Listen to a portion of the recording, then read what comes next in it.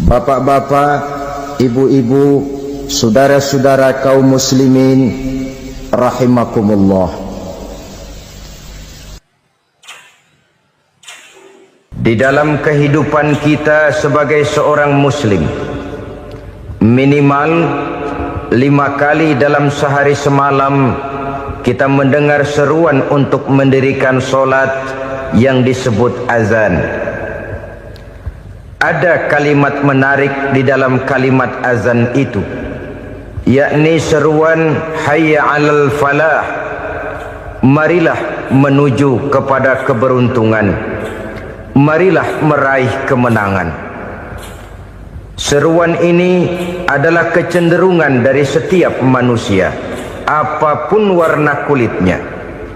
Artinya, setiap orang dalam hidup selalu ingin meraih dan mencari kemenangan. Kemenangan akan melahirkan kepuasan batin, dan kepuasan batin memberikan kebahagiaan. Sedangkan kekalahan melahirkan penderitaan batin, dan penderitaan batin menjerumuskan seseorang di dalam berbagai bentuk kerugian. Jikalau inilah seruan azan, maka masalahnya ialah apa yang menyebabkan kita meraih kemenangan.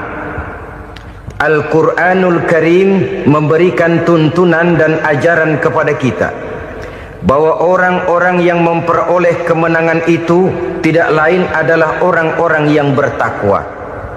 Hanyalah mereka yang bertakwa kepada Allah Subhanahu wa ta'ala pada akhirnya akan tampil sebagai pemenang. Lalu siapa orang yang bertakwa itu? Dijelaskan dalam awal-awal Al-Baqarah, orang yang bertakwa yang akan meraih kemenangan. Pertama, allazina yu'minuna bil ghaib, yaitu orang-orang yang beriman kepada yang gaib, percaya bahwa ada alam yang gaib, alam yang abstrak, alam yang tidak bisa dijangkau oleh salah satu daripada panca indera kita.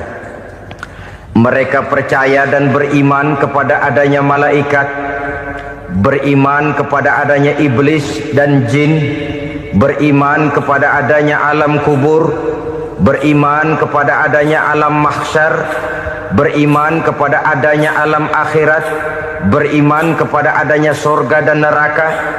Beriman bukan cuma sekedar beriman dalam ucapan bibir saja, tetapi beriman yang nilai iman itu mampu mewarnai gerak dan gaya hidupnya. Iman yang meresap sampai ke tulang sumsum, kemudian memberikan dampak positif di dalam kehidupan manusia. Alam, kita tahu, adalah sesuatu yang selain Allah, dan Allah bukanlah alam. Apapun namanya selain daripada Allah, itu adalah alam. Alam pada hakikatnya terbagi menjadi dua. Ada alam syahadah, alam nyata, alam konkret, alam yang bisa dijangkau oleh salah satu indera kita. Kemudian ada alam ghaib, alam yang tidak bisa dijangkau oleh panca indera kita, alam metafisika, alam abstrak, alam yang wajib kita imani keberadaannya. Kita percaya bahwa malaikat itu ada, kita percaya kepada jin, bahwa jin itu ada, kita percaya kepada adanya iblis dan setan. Bukan percaya kepada iblis dan setannya, percaya bahwa iblis dan setan itu ada. Itu termasuk salah satu daripada sifat orang yang bertakwa kepada Allah. Saudara-saudara kaum muslimin rahimakumullah, kecenderungan pembangunan yang lebih bersifat materialistis biasanya menggeser aspek kehidupan rohani.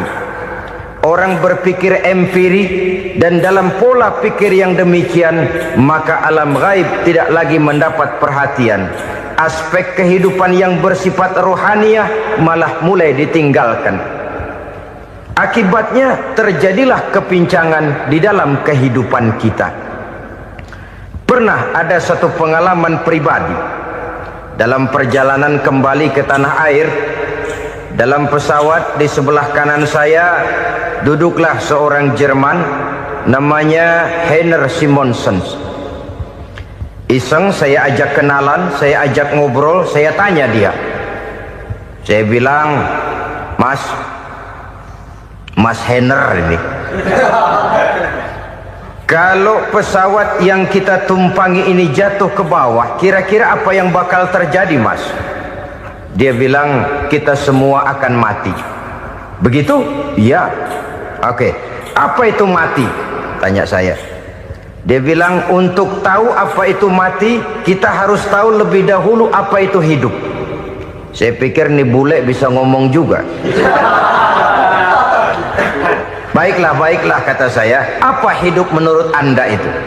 Oh, hidup itu dia bilang, kalau seluruh anggota badan kita bekerja secara normal, paru-paru memompa darah secara normal, jantung berdetak secara normal, sel-sel tubuh bekerja secara fit, dan organisme tubuh hanya mau bekerja secara normal, dia bilang, kalau kita memberi makan yang cukup, menu yang teratur, dan gizi yang lengkap. Saya bilang, kesimpulannya apa, Ner? Dia jawab, hidup adalah dari tangan ke mulut. Life is from the hand to the mouth, kata dia. Hidup adalah dari tangan ke mulut. Jadi masalah hidup tidak lebih daripada masalah isi perut. Orang pergi pagi, pulang sore, peras keringat, banting tulang, perut yang dibelain. Saya bilang, you are wrong. Sampean salah, Ner. Kamu orang Islam bukan? Bukan. Pantas. Kenapa saya salah? Dia bilang, ya jelas salah. Salahnya di mana? Kamu ini manusia. Kalau hidup cuma dari tangan ke mulut, saya bilang, kambing di kampung saya juga begitu pikirannya, Ner. Itu kambing di kampung saya, asal perutnya kenyang, sudah hidup dia. Perkara besok bagaimana, lusa prospeknya macam mana, bulan depan ada apa, kambing nggak pernah mikir. Di kampung saya kambing juga pikirannya begitu. Kamu Kristen ya? Tadinya. Loh kok tadinya, lalu apa sekarang kamu ini? Dia bilang, sekarang saya netral. Saya tidak beragama, tapi saya percaya kepada Tuhan sebagai pencipta alam. Saya ingat benar dia bilang, I haven't any religious, but I believe to God as the creator of the world. Kenapa bisa netral begitu, Ner? Habis saya bingung, katanya. Islam bilang Islam baik, Kristen bilang Kristen baik, Hindu Buddha bilang Hindu Buddha baik, semua agama baik. Saya netral sekalian, nggak beragama. Yang penting saya percaya kepada Tuhan. Saya bilang, Ner, kamu ini kayak orang mau beli celana. Lalu bingung, yang satu bilang Levi's bagus, yang satu bilang Blue Jean hebat, yang satu bilang Wool England hebat. Celana ini hebat, celana itu bagus, celana ini hebat. Semua celana bagus, kamu bingung. Akhirnya netral, tidak pakai celana. Itu juga salah. Saya pikir-pikir, kemudian saya melihat bahwa dua pola berpikir Heiner ini nampaknya sudah mulai menggejala di lingkungan masyarakat bangsa kita. Disadari atau tidak, secara jujur kita harus berkata, dua pola pemikiran Heiner ini mulai berkembang di tengah masyarakat bangsa kita. Pertama, pola pikir materialisme. Hidup adalah dari tangan ke mulut. Masalah hidup tidak lebih masalah isi perut. Itu yang perlu dibela, dan disitulah arti kehidupan. Pergi pagi, pulang sore, peras keringat, banting tulang untuk mempertahankan perut. Kalau sudah kemari cara orang berpikir, maka buat apa percaya kepada yang gaib? Untuk apa sholat? Untuk apa puasa? Untuk apa zakat? Untuk apa menghadiri majelis taklim? Tanpa kepercayaan kepada yang gaib, hidup berjalan menurut alur empiris dan materialis. Kalau sudah ke sana cara orang berpikir, biasanya orang lalu cenderung menghalalkan segala cara. Hanyalah orang yang percaya bahwa akhirat ada, hanyalah orang yang percaya bahwa alam kubur itu ada, hanyalah orang yang percaya bahwa malaikat itu ada, hidupnya akan lebih terarah dan terkendali. Karena kepercayaan kepada yang gaib, yang merupakan fase daripada kehidupan setelah hidup yang sekarang ini, mewarnai gerak pribadi seseorang di dalam dia melakukan kegiatan hidupnya. Pola berpikir materialisme, disadari atau tidak, mulai menggejala di lingkungan masyarakat bangsa kita. Hidup tidak lebih dari urusan tangan ke mulut, mulut ke tangan, tangan ke mulut. Asal perut sudah kenyang, hiduplah sudah. Perkara bagaimana prospek hari yang akan datang, bagaimana akhirat, tidak jadi persoalan. Ini yang oleh Nabi diperingatkan, ad-dunya sijnul mu'min wa jannatul kafir. Dunia adalah penjara bagi orang beriman dan surga bagi orang kafir.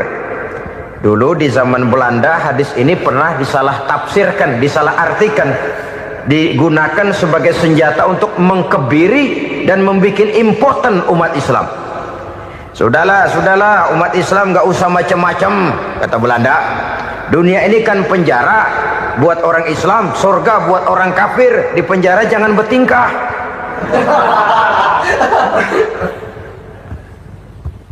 Pengertiannya tidak begitu.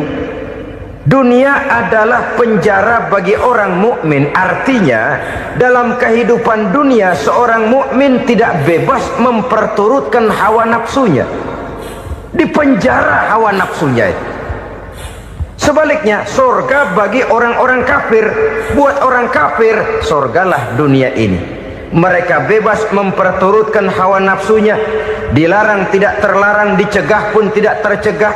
Mereka hidup menurut alur bisikan nafsu mereka sendiri.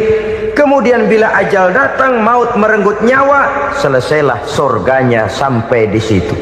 Maka bagi orang-orang yang tidak percaya kepada adanya akhirat, kepada adanya alam gaib, surganya sebatas umurnya. Sekali lagi, surganya sebatas umurnya. Bila umur selesai, ajal pun datang merenggut nyawa, selesailah sudah surganya sampai di situ. Alangkah pendeknya perjalanan orang-orang yang tidak percaya kepada alam gaib ini. Bagi kita mukmin, jikalau kita mampu memenjarakan hawa nafsu, kita bisa bahagia di dunia ini. Dan Islam memang tidak menyuruh kita sengsara di dunia. Raih dunia, kejar dunia, gapai dunia sebagai alat untuk mencapai kebahagiaan di akhirat nanti. Hidup adalah satu perjalanan panjang yang terbentang sejak kita terlahir dari alam rahim sampai kepada alam akhirat nanti. Andai kata kita gagal meraih kebahagiaan di dunia, toh kita masih punya akhirat.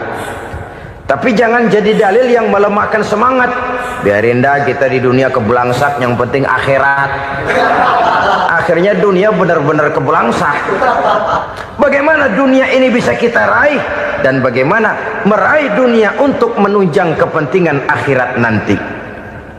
Yang kedua, dari pikiran Heiner yang saya lihat menggejala di lingkungan masyarakat bangsa kita, timbulnya manusia-manusia netral. Seolah-olah Tuhan yes, agama no. Sama Tuhan percaya, agama ogah. Tuhan ngangguk, giliran agama godeng. Padahal hampir dalam setiap ayat dalam Quran, kata-kata amanu biasanya bergandeng dengan wa amilus sholihat. Iman dan amal soleh. Ini sebagai isyarat Tuhan dan agama jangan pernah dipisah-pisah. Apabila kita bertuhan, maka kita harus beragama. Apabila kita beragama, maka agama itu harus bersumberkan dari Tuhan yang kita imani itu. Tidak mungkin kita pisah, Tuhan yes, agama no. Sama Tuhan percaya tapi agama bikin sendiri. Sembayangnya cukup bengong 2 jam madep ngulon.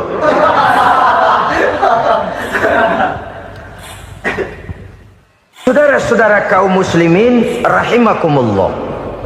Jadi dengan demikian, agama yang kita akui merupakan unsur mutlak di dalam pembangunan sekarang ini, merupakan bagian dari kehidupan yang menuntun kita bahwa di balik alam nyata ini, di balik alam syahadah ini ada alam gaib.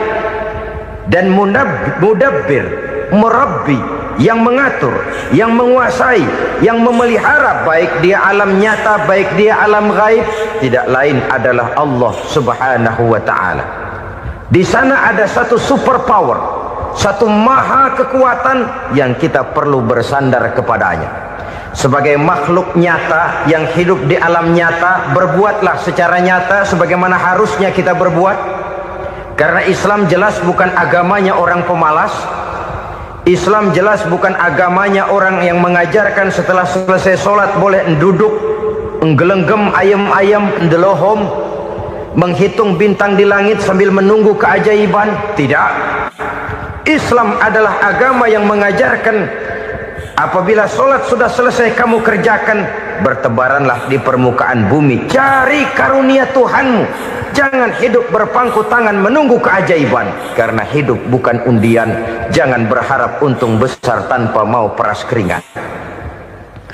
Tapi di sebalik itu toh kita juga harus yakin bahwa di sisi usaha nyata yang kita lakukan ada satu super power, satu maha kekuatan gaib yang menentukan berhasil dan tidaknya usaha kita. Kepercayaan kepada hal semacam inilah yang mendorong kita untuk mempunyai sandaran vertikal, agar jikalau usaha ini berhasil, kita tidak lupa diri dan lupa daratan. Jikalau usaha ini gagal, kita tidak putus asa dan buruk sangka, tidak cupik pandangan dan sempit hati, tapi mampu melihat persoalan dengan kacamata putih sambil husnuzon kepada Allah Subhanahu wa ta'ala. Kita percaya malaikat itu ada yang namanya Raqib dan Atid, mengawasi gerak hidup kita sampai kepada gerak hati kita. Ini memberikan sugesti agar kita berhati-hati, tidak sejengkal tanah pun kita bisa berlindung dari pengawasan Raqib dan Atid. Ada Munkar Nakir yang akan menyoal kita di alam kubur. Ada malaikat Malik, penjaga neraka. Ada malaikat Ridwan yang menjaga surga. Kita percaya kepada adanya jin, kita percaya kepada adanya setan, iblis. Percaya kepada adanya, bukan mempercayai si setan, si iblis lalu menjadikannya sebagai teman. Tidak. Percaya bahwa mereka itu ada dan merupakan makhluk Allah yang gaib, yang diciptakan Allah Azza wa Jalla. Kepercayaan kepada alam gaib memberikan motivasi terhadap gerak lahir manusia, sehingga dengan motivasi kepercayaan kepada yang gaib, gerak lahir jadi lebih terarah, jadi lebih terpelihara. Pernah seseorang bertanya, "Pak, apakah adanya akhirat bisa dibuktikan secara ilmiah?" Saya bilang tidak bisa, tidak bisa. Kenapa? Karena yang berangkat nggak pernah pulang kemari lagi. Kalau dia pulang kemari bisa kita tanya bagaimana enak di sono. Cuma secara moral saya katakan, lebih beruntung orang yang percaya kepada akhirat daripada yang tidak. Sekarang saudara percaya akhirat ada, lalu saudara baik-baik di dunia, sholat, puasa, zakat, menolong orang lain, menebarkan kebajikan. Saudara mati, andai kata akhirat tidak ada, toh dalam hidup saudara sudah berbuat baik, paling tidak nama saudara akan dikenang sebagai orang baik. Sebaliknya, saudara percaya, kata saya, bahwa akhirat tidak ada, lalu hidup semau-maunya, tenggelam dalam maksiat dan munkarat, menentang Allah, tidak mau ruku dan sujud, lalu saudara mati, kemudian akhirat ada, ayo mau apa? Bekal tidak punya. Jadi secara moral lebih beruntung orang yang percaya kepada adanya akhirat daripada yang tidak percaya. Dan itu alam gaib yang tidak bisa dibuktikan secara eksat. Jangankan untuk membuktikan seperti itu, dalam kehidupan sehari-hari saja yang kita rasakan tidak selalu berbentuk toh. Angin, bagaimana sih bentuknya angin? Kita tidak tahu. Merah, artinya kalau dikerok merah. Yang merah itu kulit, yang kulit kita bukan anginnya. Sakit, rasa sakit itu ada, tapi bagaimana bentuk sakit kita nggak pernah tahu. Kalau kita makan cabai pedas, bagaimana bentuk pedas itu tidak ada, tapi rasa ada. Bentuk pedas hijau, cabenya bukan pedasnya. Tidak semua yang kita rasakan bisa kita gambarkan dalam bentuk yang konkret. Oleh karena itu, sekali lagi bahwa kepercayaan kepada alam yang gaib mampu memberikan satu sugesti yang menata kehidupan seseorang lebih lurus, lebih terarah, dan lebih terkendali. Maka wajar kalau kepercayaan kepada yang gaib mengantarkan seseorang untuk meraih kemenangan. Kenapa? Dia percaya kepada yang gaib, bahwa akhirat ada, bahwa alam kubur ada, bahwa pertanggungan jawab itu ada. Maka dia lalu tidak hidup saenae udele dewe, itu loh. Tidak hidup menurut seleranya sendiri, terarah, teratur. Ini cirinya yang pertama. Orang bertakwa yang akan meraih kemenangan, mereka beriman, mereka percaya kepada yang gaib. Bahkan hal-hal konkret saja selalu berangkat dari yang gaib. Saudara-saudara, para remaja, para pemuda sekarang ini tidak pernah tahu toh siapa yang akan jadi teman hidup saudara. Kita bisa saja ngerancang, mentargetkan, tapi toh akhirnya yang namanya jodoh bukan kekuasaan kita. Rezeki di luar kemampuan kita. Begitu juga ajal, maut, jodoh, ajal adalah contoh-contoh konkret bahwa pada akhirnya yang gaiblah yang menentukan. Bertahun-tahun ngelancong, emang jodoh seret, nggak jadi.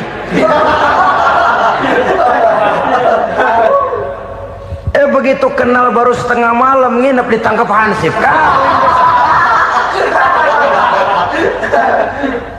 Hal-hal semacam itu kadang-kadang kita berpikir suuzon, gilet, perempuannya cakep banget, lakinya rebek amat. Memang begitulah jodohnya. Memang begitulah jodohnya. Saudara hadirin ma'asyiral muslimin yang saya hormati, jadi hal-hal yang konkret saja kita yakini sepenuhnya ditentukan oleh satu superpower yang gaib itu tadi. Dari sanalah segala ketentuan itu berangkat dan kesanalah segalanya akan kembali. Maka kepercayaan kepada yang gaib meluruskan gerak hidup seseorang dan itu akan mengantarkan dia kepada meraih kemenangan. Satu. Yang kedua, wa yuqimuna shalah. Orang bertakwa yang akan meraih kemenangan itu adalah orang-orang yang mendirikan sholat. Kenapa sholat mengantarkan orang untuk meraih kemenangan? Yang jelas, inna sholata tanha anil fahsya'i wal munkar. Sholat mampu mencegah manusia dari perbuatan keji dan munkar. Banyak filsafat hidup yang terkandung di dalam sholat ini. Sejak kita wudhu sampai kita menghadap ke arah kiblat, sampai kita melakukan gerak-gerak sholat, bacaan-bacaan yang ada di dalam sholat, lalu sampai kepada mengucapkan salam. Banyak filsafat hidup yang terkandung di dalam sholat. Umpamanya saja, setelah takbiratul ihram mulai kita dengan sholat dalam posisi berdiri, diajarkan dalam kitab-kitab fikih agar kita melihat ke arah tempat sujud. Ini kan filsafat kehidupan. Kalau kamu sholat dalam posisi berdiri, lihat tempat sujud. Jangan sholat mata jelalatan, sebab nanti bisa mengurangi kekhusyuan. Jadi wajar kalau yang dikatakan bahwa yang paling afdol adalah shaf yang di depan. Kenapa? Secara harfiah pengertiannya akan lebih mengundang kekhusyuan. Kenapa? Kalau kita di shaf paling depan di masjid umpamanya paling banter kita lihat tembok. Tapi kalau kita shaf di tengah atau di belakang, orang-orang di depan kita pun akan kelihatan. Yang bajunya loreng, yang bajunya genggang, yang bajunya macam-macam.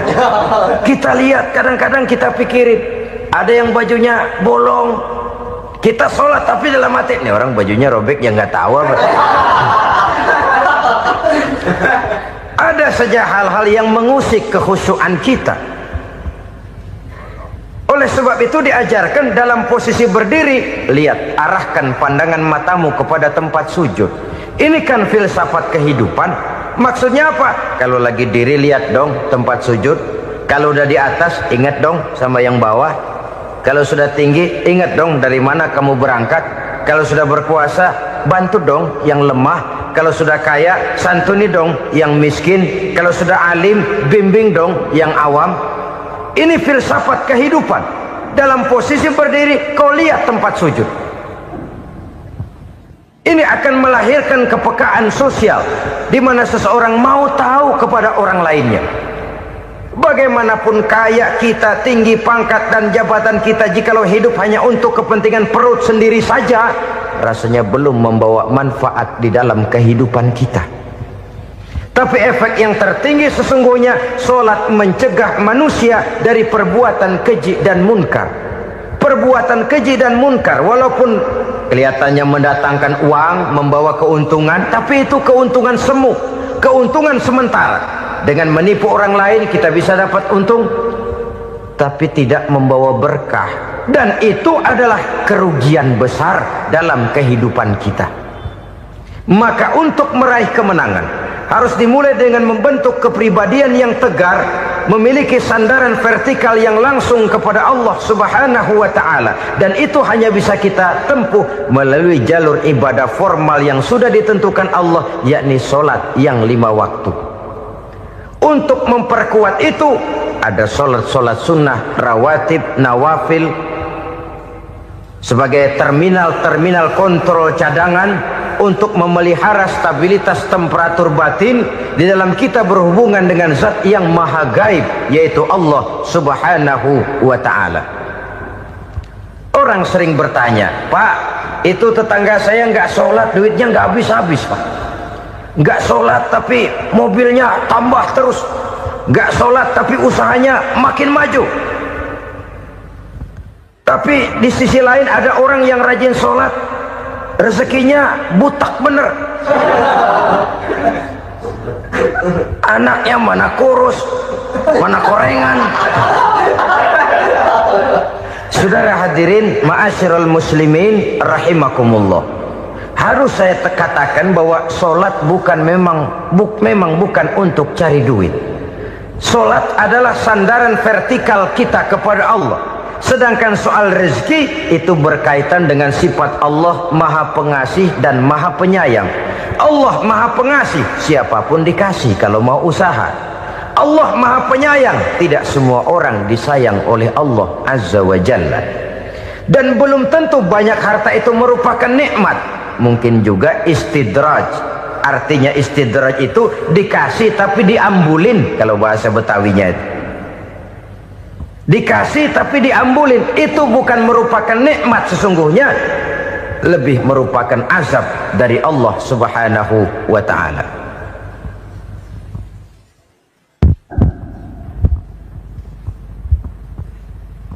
Agama mempunyai sistem solat, dan kita umat Islam telah dituntun oleh Allah Subhanahu wa ta'ala yang wajibnya 5 kali dalam sehari semalam mendirikan solat. Dan itu tentu berada dalam jangkauan kemampuan manusia. Pada awalnya barangkali kita memang merasa solat itu satu kewajiban, tapi semakin kita hayati makna, manfaat dan filsafat yang terkandung di dalam ajaran solat, semakin sampai kita kepada keyakinan bahwa solat adalah keperluan kita. Sehingga pada waktu tertentu dinilai puncaknya, kita tidak lagi akan berkata saya wajib solat, tapi kita akan berkata saya perlu solat.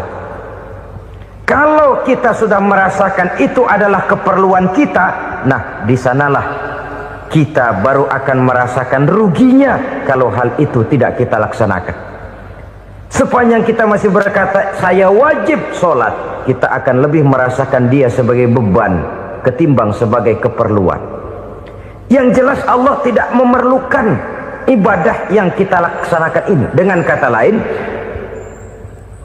andai kata satu dunia penuh ini orang tidak ada yang sholat satu pun, Allah tidak akan turun dari jabatan Tuhan. Jangan lalu berpikir kalau kita ngambek se-RW kagak sembahyang Tuhan tekor kali ini ya.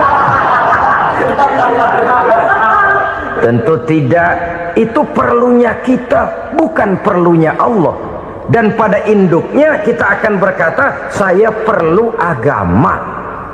Kalau secara induk kita sudah memerlukan agama, maka konsep-konsep yang ada di dalam ajaran agama itu pun adalah juga merupakan keperluan kita. Baik dia bernama sholat, baik dia bernama puasa, baik dia bernama zakat, baik dia bernama haji, seluruhnya adalah keperluan kita.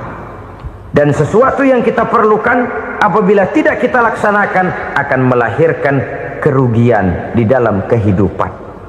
Jangan heran kalau kita membaca riwayat perjalanan hidup para salafus soleh, orang-orang soleh. Ada yang tahajud sampai 100 rakaat, ada yang sholat malam kakinya sampai bengkak. Kita sekalinya bengkak biri-biri.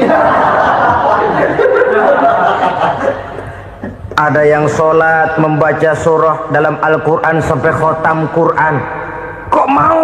Mereka sudah merasakan itu keperluan. Itu saja soalnya. Satu saat pun jikalau kita merasa bahwa itu keperluan saya, kita pun akan melaksanakan seperti itu. Keperluan saya dalam kehidupan. Inilah yang kedua. Yang ketiga, orang bertakwa yang akan meraih kemenangan itu, wa mimma razaqnahum yunfikun. Mereka membelanjakan sebagian daripada rezeki yang diberikan Allah kepada mereka. Mereka infakkan di jalan Allah. Ada satu dialog menarik. Satu hari seorang anak muda bertemu dengan seorang kakek-kakek yang sudah dikenalnya baik. Bertanyalah anak muda ini, "Kek, umur kakek berapa tahun?" 15 tahun, kata si kakek. "Anak kakek berapa orang?" 1. "Harta kakek berapa banyak?" 15 juta. Si anak muda ini bengong, lalu protes, "Kok kakek bohongin saya?" "Kenapa?" "Saya tahu umur kakek 70 tahun. Kenapa ngaku 15? Saya tahu anak kakek 5. Kenapa bilang 1? Saya tahu kakek miliuner, miliaran uang kakek. Kenapa ngaku cuma 15 juta? Begini, kata si kakek tadi. Benar, umur saya 70 tahun. Tapi dari umur yang 70 tahun itu baru 15 tahun terakhir ini saya merasakan ibadah kepada Allah. Meninggalkan maksiat, jauh dari segala macam munkarat. Maka yang 15 tahun inilah yang benar-benar saya rasakan sebagai umur saya. Benar anak saya 5, tapi yang 4 susah diatur. Cuman 1 rasanya nih yang bakal jadi si buah hati, belahan jantung, pelanjut cerita penerus sejarah. Cuma 1 ini yang saya harapkan, yang akan jadi anak soleh, yang akan membuat saya menerima pensiunan pahala. Kalau yang 4 apek dah, nggak ada harapan. Yang 1 nyekek botol melulu. Oh begitu, iya. Lalu kenapa kakek bilang harta kakek cuma 15 juta padahal saya tahu kakek uangnya miliaran, depositonya banyak? Ya karena 15 juta itulah yang saya ingat yang pernah saya belanjakan di jalan Allah. Saya merasa itulah harta saya yang sebenarnya. Yang miliaran yang saya simpan di bank kelak, kalau satu saat saya mati, akan jadi rebutan di antara anak-anak saya. Iya kalau anak saya soleh kayak yang 1 ini. Kalau yang 4 tadi udah tulen dia bakal berantem dah berebut tuh. Jadi 15 juta yang saya belanjakan di jalan Allah inilah yang saya merasakan benar-benar harta saya yang sesungguhnya. Dialog ini patut menjadi bahan renungan kita bersama. Diberikan kita umur 40, 50, 60, 70, 80. Berapa tahun dari umur yang diberikan itu yang jalan mulus, yang kita gunakan untuk melaksanakan ibadah? Banyak harta kita simpan di bank, di lemari, di dompet, di tas. Tapi berapa yang sudah kita depositokan di jalan Allah yang akan menemani kita di hari kita kembali nanti? Maka orang bertakwa yang akan meraih kemenangan, wa mimma razaqnahum yunfikun. Mereka membelanjakan sebagian dari rezeki yang diberikan Allah di jalan Allah subhanahu wa ta'ala. Ma'asyiral muslimin rahimakumullah, zahirnya memang kita memberikan kepada orang lain, tapi hakikatnya kita menyimpan untuk diri kita sendiri. Kita memberikan kepada yatim piatu 25.000, zahirnya kita memberikan si yatim, hakikatnya kan kita cuma nyimpan.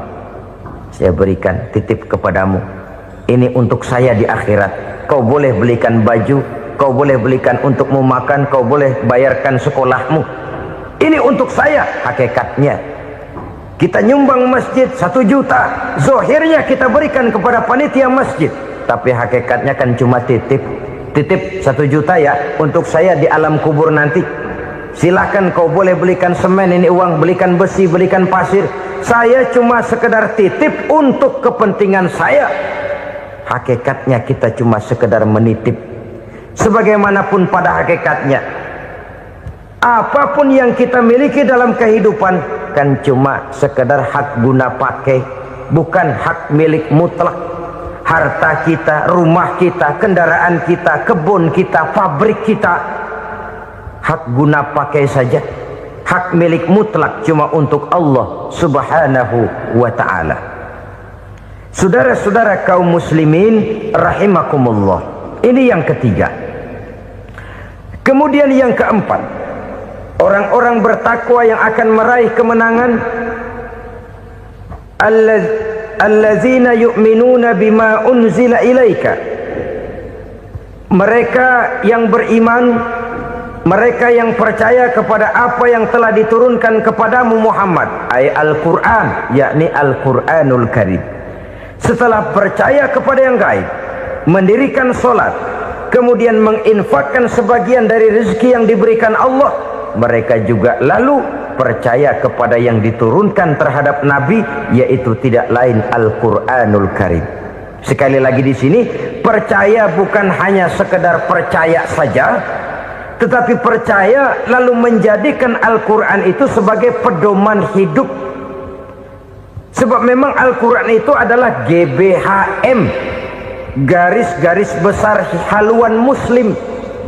Apa yang harus kita lakukan, apa yang harus tidak kita lakukan, bagaimana mestinya kita bertingkah laku dan berbuat, seluruhnya tercantum di dalam Al-Quranul Karim. Itu sebabnya ketika satu hari Aisyah ditanya bagaimana akhlak Rasul, beliau menjawab, kana Rasulullah sallallahu alaihi wasallam khuluquhul Quran. Akhlak daripada Rasulullah tidak lain adalah Al-Quran. Jawaban simpel ini memberikan gambaran bahwa keseluruhan daripada konsepsi Quran sudah diterjemahkan dalam kehidupan Rasulullah sallallahu alaihi wasallam. Karena kita tahu akhlak adalah keseluruhan dari gerak hidup manusia, sejak ia berpribadi, berumah tangga, bertetangga, bermasyarakat, sampai kepada berbangsa dan bernegara. Al-Quran tetap memberikan sentuhan nilainya. Oleh karenanya, orang-orang yang bertakwa adalah orang-orang yang menjadikan Al-Quran sebagai pedoman dalam kehidupannya.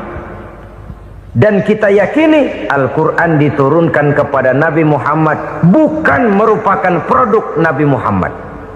Isi dan redaksinya langsung dari Allah subhanahu wa ta'ala. Kemudian cirinya yang kelima, orang bertakwa yang akan meraih kemenangan itu, wa ma unzila min qablika. Tidak hanya sekedar percaya kepada yang diturunkan terhadap Nabi Muhammad, yaitu Al-Quran, mereka juga percaya kepada apa yang pernah diturunkan kepada para nabi, kepada para rasul sebelum Nabi Muhammad.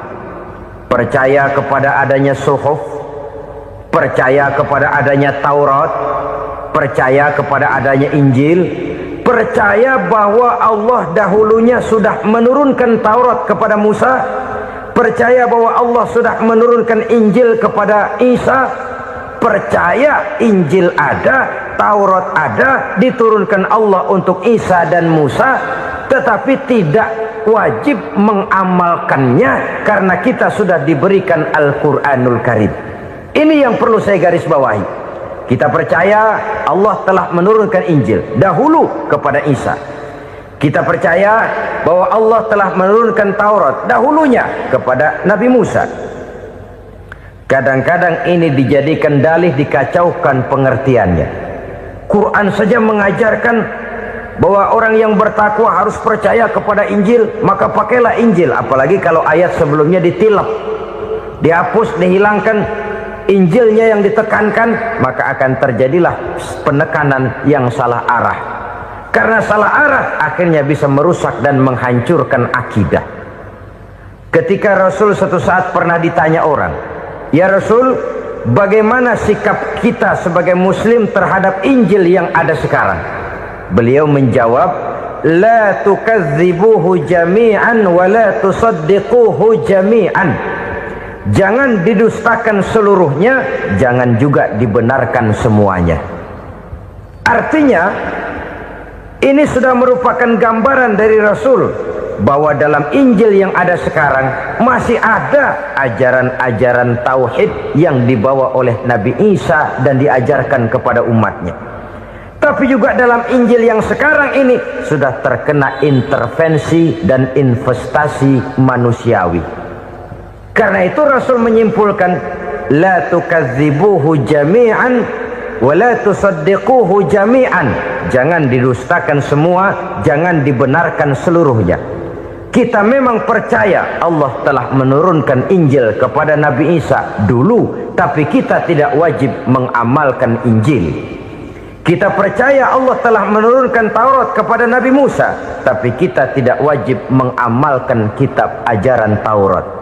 Yang wajib kita percayai dan kita amalkan hanyalah Al-Quranul Karim. Kenapa? Oleh karena baik yang ada di dalam Taurat, baik yang ada di dalam Injil, tentu tercakup di dalam Al-Quran sebagai kitab terakhir yang diturunkan oleh Allah Subhanahu wa Ta'ala. Dan itu wajar. Kalau seorang pejabat mau mengeluarkan satu keputusan baru, tentu dia harus meninjau keputusan-keputusan lama. Andai kata dianggap tidak berlaku, dianggap tidak relevan lagi, maka keputusan-keputusan lama itu tentu sudah dianggap tidak berlaku.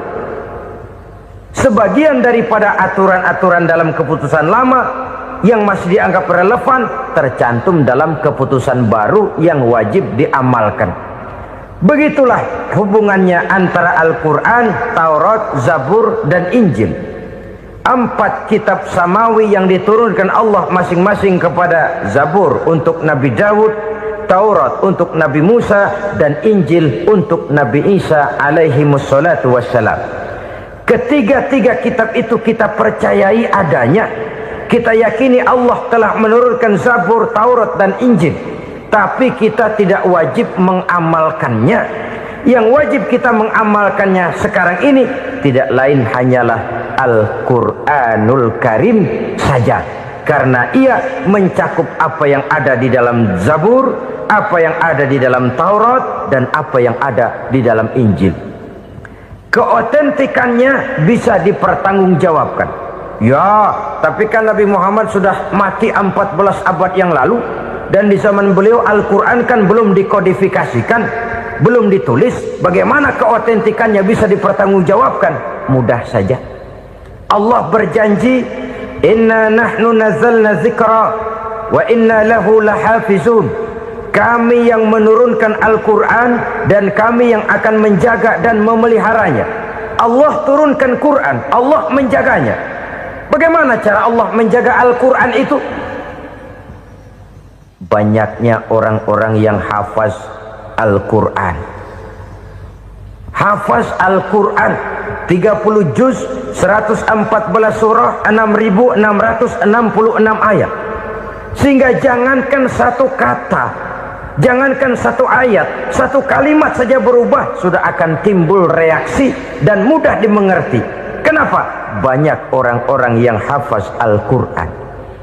Sedangkan pada setiap akhir tahun biasanya malaikat Jibril selalu mengadakan checking terhadap ayat-ayat yang diturunkan pada waktu itu.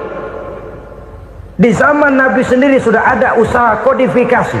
Dan yang lebih luar biasa lagi, sampai hari ini tidak seorang pun mampu membuat satu ayat saja semacam Al-Quran. Ke bahasa manapun dia diterjemahkan, naskah aslinya tetap ikut, rujukan dasarnya tetap ada.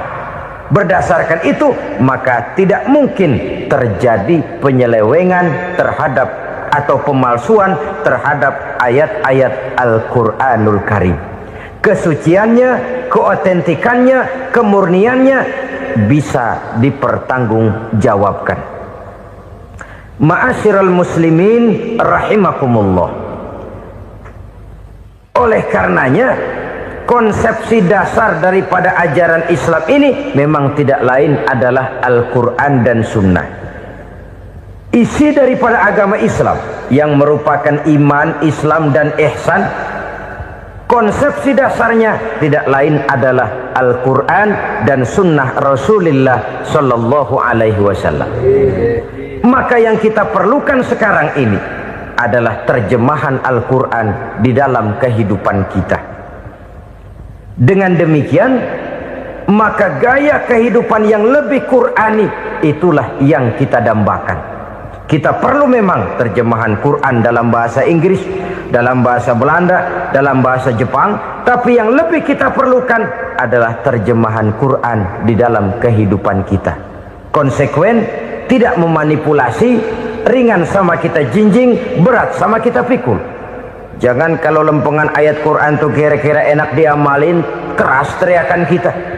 Giliran kira-kira ayat Quran itu mukul kepala kita sendiri, diam kita. Itu ciri yang pernah disindir Allah dalam awal-awal Baqarah juga. Ciri beragamanya orang yang munafik. Kullama adha'a lahum masyawfi, kata Allah. Wa iza azlama alaihim qamu. Apabila terang mereka jalan, apabila gelap mereka berhenti. Artinya, kalau kira-kira di Islam nguntungin, rame-rame pada teriak Islam. Tapi ketika diminta untuk berjuang, ketika dituntut untuk berkorban, rame-rame mengundurkan diri. Nasib agama tidak ubahnya seperti daun pisang yang dikait orang di tepi jalan lantaran tak berpayung di ketika hari hujan.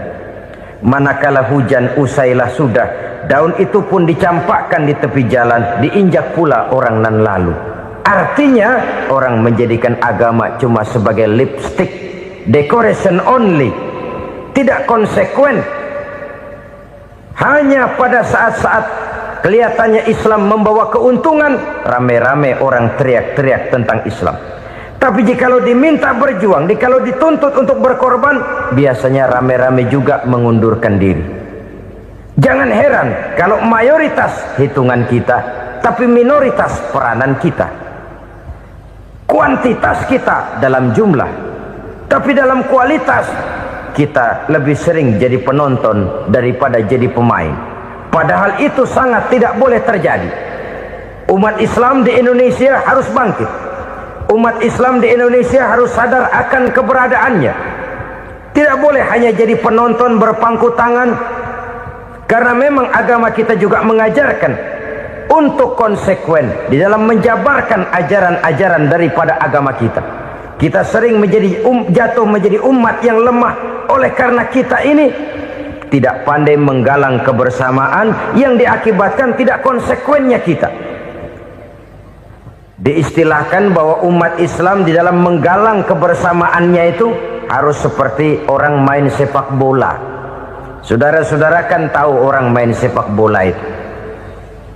Orang main sepak bola, kalau pertandingan belum dimulai sih silakan saja kumpul di luar lapangan, atur strategi yang baik.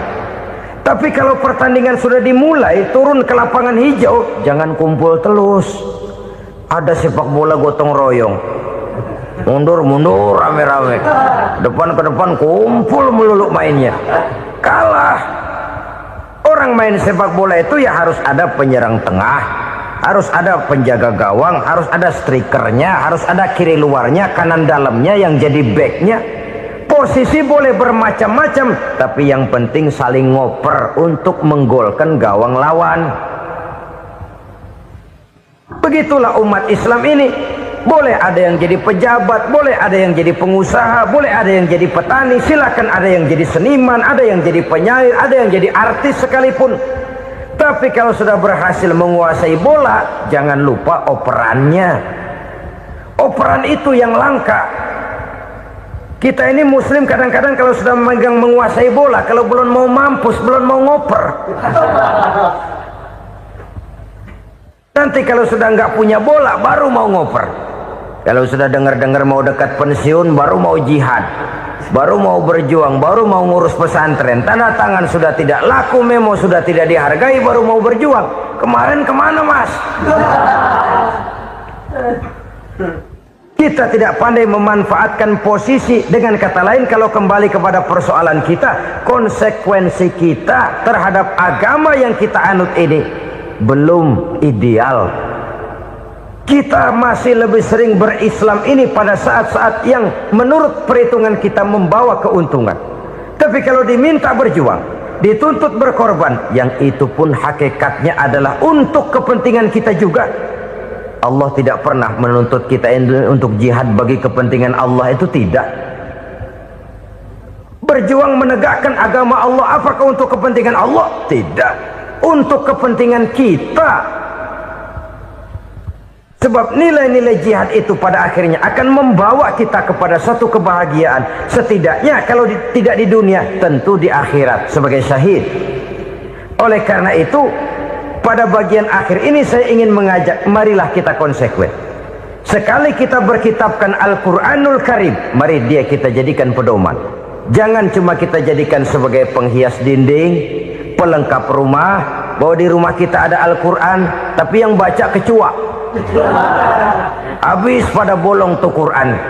Yang penting kan punya Quran. Ditaruh di pintu rumah, biar apa? Biar kuntilanak kagak masuk katanya. Ya, apa itu nasib Quran? Cuma kerjanya jaga pintu, ngusir kuntilanak, ngusir memedi. Bagaimana kita hidup menurut tuntunan Al-Quran? Kadang-kadang tidak pernah menjadi masalah bagi kita. Maka bagaimanakah Al-Quran akan mungkin membawa keberkahan dalam hidup kalau ajarannya kita injak-injak dalam keseharian kita?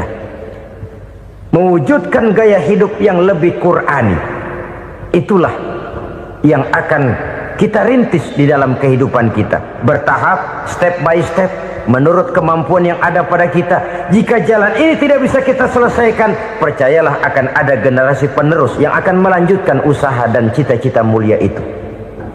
Jadi percaya kepada Taurat, percaya kepada Injil, sekedar percaya Allah dahulunya sudah menurunkan itu, tapi kita tidak wajib mengamalkannya.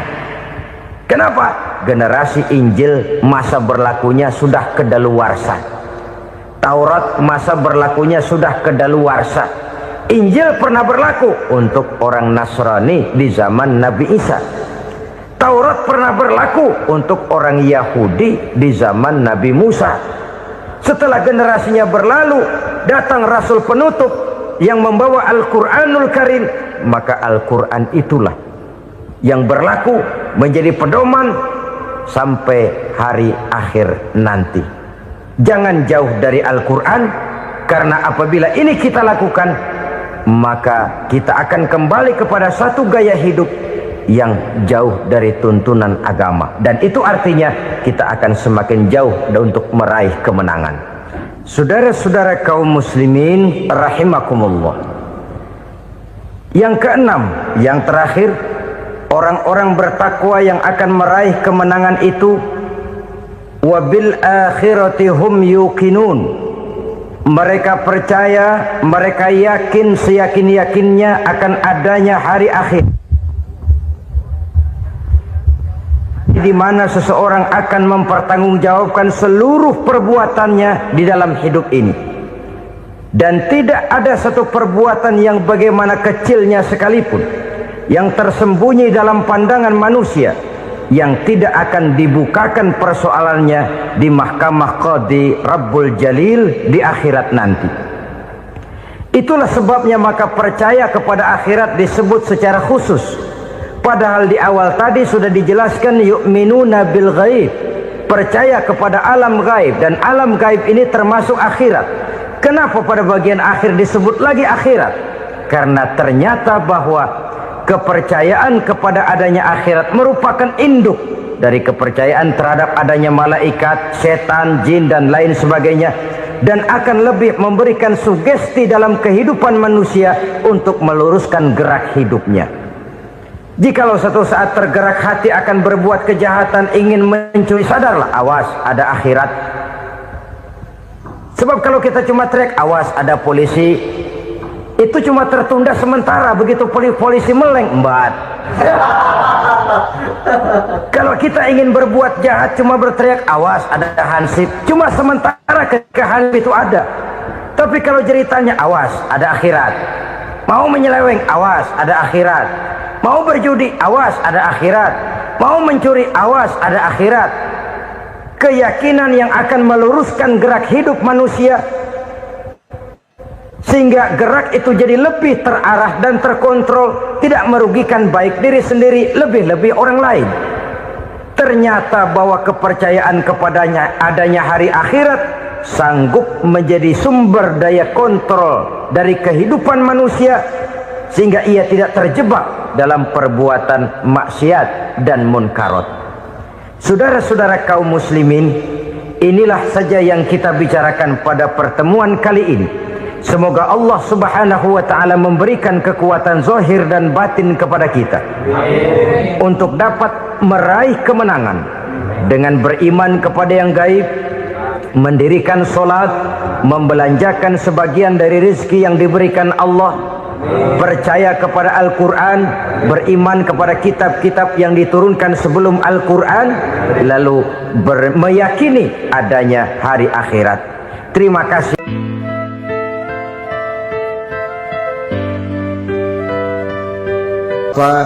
Ibu-ibu, saudara-saudara kaum muslimin rahimakumullah, kita menyaksikan peristiwa-peristiwa yang memilukan dan memalukan. PHK terjadi di mana-mana, pengangguran meningkat, harga-harga membumbung tinggi, daya beli rakyat semakin lemah.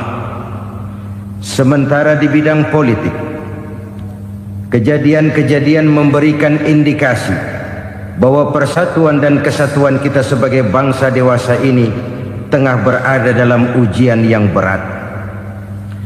Pada jumpa kita kali ini, tanpa bermaksud untuk mencari kambing hitam dari bencana yang kita hadapi, saya ingin menyampaikan sebuah hadis yang diriwayatkan oleh Imam At-Tabarani dari Ibnu Abbas, bahwa Rasulullah sallallahu alaihi wasallam bersabda, khamsun bi khamsin, ada 5 perkara yang dapat menimbulkan 5 macam bencana. Mari kita renungi hadis ini satu demi satu sebagai bahan introspeksi buat kita semua dalam menghadapi bencana yang tengah berlaku sekarang ini. Yang pertama, manaqasa qaumul ahda illa sullita alaihim aduwwuhum. Apabila suatu kaum sudah mengingkari janjinya, maka mereka pun akan dikuasai oleh musuh-musuh mereka. Sederhana saja nampak kalimat dalam hadis ini. Apabila orang sudah mengingkari janji, mereka akan dikuasai oleh musuh-musuh mereka sendiri. Dan musuh kita yang paling utama saat ini adalah kemiskinan dan kebodohan. Kenapa itu terjadi? Karena kita mengingkari janji kita sendiri. Di saat awal-awal berdirinya Orde Baru, kita pernah berjanji untuk melaksanakan Pancasila dan Undang-Undang Dasar 45 secara murni dan konsekuen. Kita berjanji bahwa kita akan menegakkan pemerintah yang bersih dan berwibawa. Itu semua pada permulaannya. Waktu demi waktu berjalan, kita lupa dengan janji yang kita ucapkan itu. Ketuhanan yang Maha Esa kita ucapkan, tapi kesetanan yang luar biasa yang kita lakukan. Kemanusiaan yang adil dan beradab yang kita dengungkan, tetapi kemanusiaan zalim dan biadab yang kita praktekkan. Sederhana saja saudara, hampir setiap pejabat pada posisi-posisi kunci, di awal-awal ia memangku jabatan itu, biasanya ia mengucapkan sumpah dengan lafaz demi Allah, bahwa dalam melaksanakan jabatan ini saya tidak akan menerima hadiah atau pemberian dalam bentuk apapun. Itu pada permulaannya. Lama-lama rupanya hadiah itu asik juga, mulai diterima. Lama-lama dirasa kurang, mulai menagih. Dan akhirnya terjadilah praktek yang disebut suap menyuap, semir menyemir, dan lain sebagainya. Kalau ini sudah menjadi kenyataan, bagaimana kita mau menegakkan pemerintah yang bersih dan berwibawa? Undang-Undang Dasar 45 menyatakan bahwa bumi, air, dan seluruh kekayaan negara dikelola oleh negara bagi sebesar-besar kemakmuran rakyat. Yang terjadi adalah bahwa kita merasa mewakili rakyat untuk menikmati harta dan kekayaan negara, sehingga rakyat banyak tidak bisa ikut menikmatinya. Menumpuklah harta itu sehingga terjadilah pepatah, gunung ditimbun, sumur digali. Yang kaya semakin kaya, yang miskin semakin terpuruk. Kita ingkar dengan janji yang kita ucapkan di awal-awal kita bergerak. Kita ingkar dengan janji pada saat kita mengatakannya dengan menyebut nama Allah, dengan mempertaruhkan nama Tuhan. Sehingga pada akhirnya jabatan pun mengalami tender. Sudah menjadi rahasia umum. Orang mau jadi lurah mesti mengeluarkan uang. Mau jadi camat mesti mengeluarkan uang. Mau jadi wali kota, bupati, bahkan gubernur, itu ada pasarannya. Secara logika, kalau orang memperoleh satu jabatan karena banyak mengeluarkan uang, tentu pada saat ia mengeluarkan uang, ia sudah punya pemikiran, modal pasti pulang, modal pasti kembali. Kalau orang memperoleh suatu jabatan karena banyak mengeluarkan uang, maka langkah pertama yang dia lakukan setelah memangku jabatan itu ialah bagaimana uang bisa kembali, bagaimana modal bisa pulang. Kalau modal sudah pulang, pikiran berikutnya bagaimana supaya dapat untung. Lalu kapan mau bekerja untuk kepentingan rakyat? Itu nomor 18. Kemudian kalau ada proyek-proyek besar, pertanyaannya ialah bukan apakah proyek ini bermanfaat bagi rakyat, apakah proyek ini layak untuk diteruskan, tetapi yang jadi pertanyaan paling utama ialah bagian saya berapa duit dari proyek ini. Kita bisa lihat proyek, mega proyek lahan 1 juta hektar di Kalimantan Tengah, triliunan rupiah, dan proyek itu gagal. SD Impres bulan ini diresmikan, bulan depan retak. Jembatan-jembatan bulan ini gunting pita, bulan depan runtuh.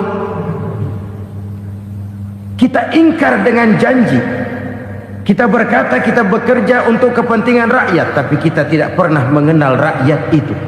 Apabila suatu kaum sudah mulai mengingkari janji, maka mereka akan dikuasai oleh musuh-musuh mereka. Akibatnya tersusunlah barisan-barisan sakit hati yang makin lama makin menjadi bola salju, menggelinding membesar, dan kemudian terjadilah hal-hal yang tidak kita inginkan lagi. Apabila suatu kaum sudah mengingkari janji, maka mereka akan dikuasai oleh musuh-musuh mereka. Ini penyebab bencana yang pertama. Kita tidak konsekuen. Tadinya kita dengan lantang teriak-teriak berantas korupsi, ganyang korupsi. Pada waktu kita belum mendapat kesempatan. Setelah kita naik punya kesempatan, rupanya korupsi enak juga dirasa. Terjadi pergeseran nilai, orang luntur, kehilangan idealisme awal. Lalu untuk menghibur diri, menutup kesalahan, kita gunakanlah pepatah bahwa tidak ada gading yang tak retak, bahwa kita harus mikul dhuwur mendem jero. Itu semua cuma sebagai dalih agar kesalahan kita tidak dibicarakan orang lain. Padahal kita sendiri yang mengingkari janji. Kita yang keluar dari komitmen awal kita. Kita berjanji melaksanakan Pancasila dan Undang-Undang Dasar 45 dengan murni dan konsekuen. Kita berjanji untuk menegakkan pemerintah yang bersih dan berwibawa. Namun dalam kenyataannya itu tidak kita laksanakan dengan sebagaimana mestinya. Kita bergeser, kita mengalami proses degradasi, peluncuran nilai, dan akhirnya terbentuklah barisan-barisan sakit hati yang semakin lama semakin membesar itu. Kita harus introspeksi. Memang kalau zaman sedang susah, biasanya kambing hitam laris, tukang kompor gentayangan. Itu dari dulu selalu mencari kambing hitam. Karena itu kita tidak bicara orang, kita tidak bicara siapa yang salah, kita bicara sistem, dan sistem itu bisa mengena siapa saja. Kalau orang sudah mulai mengingkari janji, bergeser dari komitmen awal, itu sudah mulai ia mengalami proses peluncuran, proses degradasi. Ini penyebab yang pertama. Kita tidak lagi konsekuen bahwa bumi, air, sumber daya alam adalah milik negara, dikuasai oleh negara, digunakan bagi sebesar-besar kemakmuran rakyat. Ternyata rakyat yang makmur itu tidak merupakan gambaran yang menyeluruh dari rakyat kita. Undang-undang dasar kita menganut ekonomi kekeluargaan, tapi yang kita praktekkan adalah ekonomi keluarga. Kalau bukan keluarga nggak dapat proyek. Kalau bukan keluarga nggak dapat macam-macam. Kekeluargaan kita rubah menjadi keluarga. Timbullah penyakit nepotisme. Kita bergeser, kita ingkari janji, dan kita anggap kita atasnamakan rakyat. Rakyat cuma sekedar jadi address, rakyat cuma sekedar jadi alamat, tetapi kehidupan mereka tidak banyak berubah dan tidak banyak terangkat. Kaum muslimin rahimakumullah, ini penyakit yang pertama, penyebab bencana yang pertama. Yang kedua kata Nabi, wa ma hakamu bighairi ma anzalallah, apabila hukum yang diterapkan sudah tidak lagi bersumber dari hukum Allah, illa fasha fihimul faqru, maka akan bertebaranlah kemiskinan di mana-mana. Ini artinya apa? Apabila hukum tinggal sebuah stempel, apabila hukum sudah diatur menurut kepentingan, apabila hukum sudah tidak lagi ditegakkan secara adil, maka kemiskinan merambah di mana-mana. Hukum diatur menurut selera orang yang sedang berkuasa, maka yang benar bisa jadi salah, yang salah bisa jadi benar. Hukum dalam kenyataan hidup berlaku seperti pisau. Pisau itu kan saudara lihat, yang namanya pisau dimanapun itu tajamnya ke bawah, ke atas tumpul. Kalau hukum itu, kalau untuk rakyat, hukum itu tajam bukan main, cepat sekali dilaksanakan. Tapi giliran menengah ke atas, yang gedean dikit berbuat salah, hukum tumpul. Hukum pura-pura tidak dengar. Akibatnya terluka rasa keadilan rakyat. Satu kasus rakyat diam, dua kasus rakyat diam, tiga kasus rakyat diam, kasus terakumulasi di hati rakyat. Luka rasa keadilan, dan itu menjadi sumber bencana. Penjarahan, kita tidak setuju itu, tapi kita harus melihat kausalnya. Itu kan tidak berdiri sendiri. Itu kan karena terlukanya rasa keadilan rakyat, melihat kesempatan ini tidak merata. Kalau rakyat ini yang ngajukan kredit ke bank, walaupun jumlahnya cuma jutaan, ratusan ribu, susahnya 17 setan. Tapi ada orang-orang tertentu yang agunannya palsu, jaminannya palsu, bawa kata belece, bukan cuma miliaran, triliunan kredit bisa keluar. Terluka rasa keadilan, hilangnya kesempatan. Rakyat cuma dapat kesempitan, jarang dapat kesempatan. Dari lukanya rasa keadilan ini. Memang ya entah lipstick, entah basa-basi, dibentuklah tim ini, dibentuklah badan pengawas ini, dibentuklah tim ini. Kalau membentur tahu, hancur tahu. Tapi kalau tim yang dibentuk membentur karang, bukan karangnya yang hancur biasanya, timnya yang bubar. Kenapa? Yang dibentur batu karang yang sangat keras. Kita main-main dengan hukum, kita tidak konsekuen dengan hukum. Luka rasa keadilan dan itu terakumulasi. Edi Tamsil, rakyat tahu, terakumulasi, menguap begitu saja. Kasus-kasus lain rakyat tahu, menguap begitu saja. Ketidakadilan terakumulasi, mengendap di hati rakyat, menunggu ledakan. Pada saat sumbu meledak, rakyat tidak bisa dibendung lagi. Oke, kita tidak setuju dengan penjarahan, tapi jangan melihat itu sebagai peristiwa yang berdiri sendiri. Kenapa itu terjadi? Kausalnya kenapa? Oke, kita tidak setuju memang, tapi yang dijarah oleh rakyat kan memang cuma untuk perut. Yang dijarahkan beras, yang dijarahkan televisi, yang dijarahkan kulkas yang masih bisa dihitung, yang memang real untuk kebutuhan rakyat. Penjara berdasi kepala botak yang menguras uang rakyat habis-habisan, enak saja melenggang dalam kehidupan ini. Makin terluka rasa keadilan rakyat. Apabila hukum yang diterapkan sudah menyimpang dari keadilan yang diajarkan Allah, fasyafihimul fakru, bertebaranlah kemiskinan. Aneh, memalukan, memilukan. Sebuah negara agraris yang katanya pulaunya hijau royo-royo, Gemari Palau Jenawi Toto Tentem Kertora Harjo, yang tahun 93 pernah mendapat penghargaan dari FAO, Badan Pangan Sedunia, sebagai negara yang berhasil dalam swasembada pangan. Sekarang ini kita terpaksa betul beli beras dari Vietnam, beli beras ke Kamboja, beli kedelai dari Kamboja. Kenapa? Lahan sawah kita habis ditanami pabrik. Teknologi kita, teknologi loncatan yang non-applied, tidak terpakai oleh kita. Lantas lahan yang tidak bisa kita tanami, kita paksakan lahan-lahan gambut menjadi tanah pertanian yang subur dengan biaya triliunan, dan kita gagal. Kita cari jarum dan kapak hilang. Kita mau jadi negara industri dengan loncatan teknologi yang maju, kita lupakan pola pijak kita sebagai negara agraris, dan akhirnya kita kecolongan. Lihatlah dewasa ini. Rakyat kita antri sembako di mana-mana. Di sebuah negara agraris, ketidakadilan melahirkan kemiskinan. Kemiskinan moral dan kemiskinan material. Kemiskinan moral, rakyat nggak percaya lagi sama pejabat.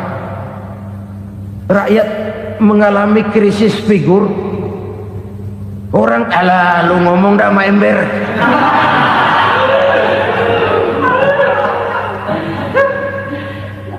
Penataran yang menghabiskan biaya miliaran itu melahirkan pejabat-pejabat korup. Pengawasan yang menghabiskan biaya miliaran itu ternyata impoten, mandul. Kemiskinan moral. Jujur saya berkata, saudara-saudara, setelah pintu reformasi dibuka, itu yang masuk memang macam-macam. Ada yang memang punya tujuan murni, konsekuen, dan punya konsep. Ada yang nunggu di tikungan, begitu mobil lewat nyamber pintu, berangkat ikut reformasi.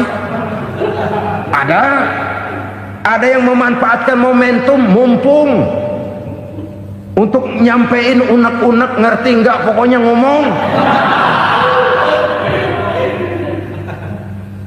Sehingga keadaan semakin rancu, kebingungan semakin menjadi-jadi, masalah yang paling urgen tidak terselesaikan. Sekarang ini orang berpikir mendingan jadi pala ular daripada jadi buntut macan.